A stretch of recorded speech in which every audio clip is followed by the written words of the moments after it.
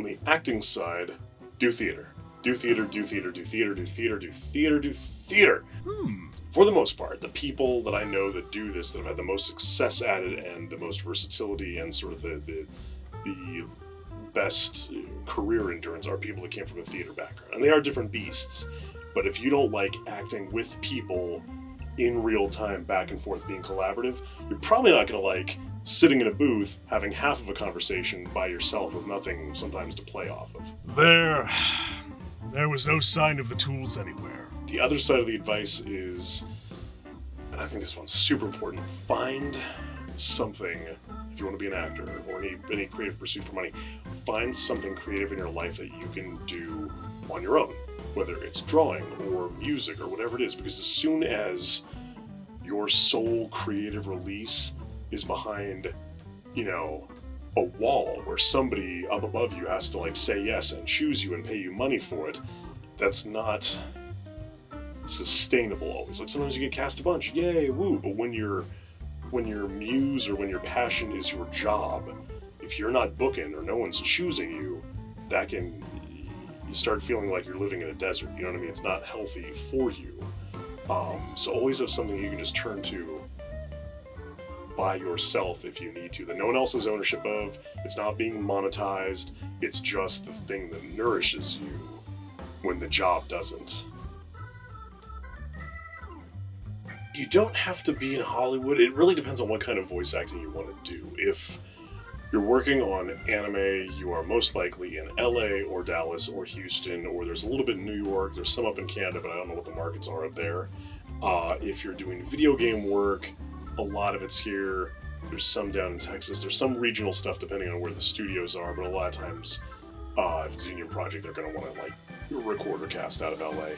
Audiobooks you can basically do from anywhere, which is nice. I remember years ago when I first got started, it was still an East Coast game, but now with home studios, audiobook is usually like, hey, we hire you, the actor, to be your own engineer, record it in your home studio, and then, pretty it up and send it off. Magic! Commercially, there's always going to be at least like regional commercials everywhere, like for like the local grocery stores, the local car places. So even if you're not in like LA or New York or Dallas, wherever you are, there's going to be some manner of voiceover that you can pursue. It just matters whether it's going to be a market that you are competitive for, if there's enough work to keep the lights on, and if it's kind of what you want to do. I would love to book some commercial stuff, but I don't read for it much because I've got this low voice and I'm not good at selling cars. But I'm good at yelling in video games.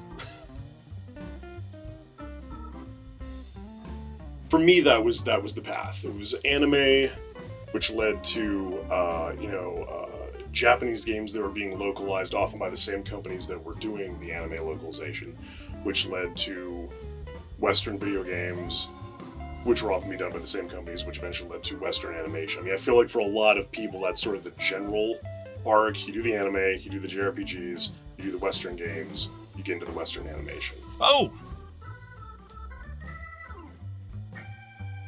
It's easier on the wallet to play a hero, because heroes usually talk a bunch. I mean, I just think of like JRPGs I've been in where like the hero will have like 60 hours of recording and the ultimate bad guy has like 5 hours.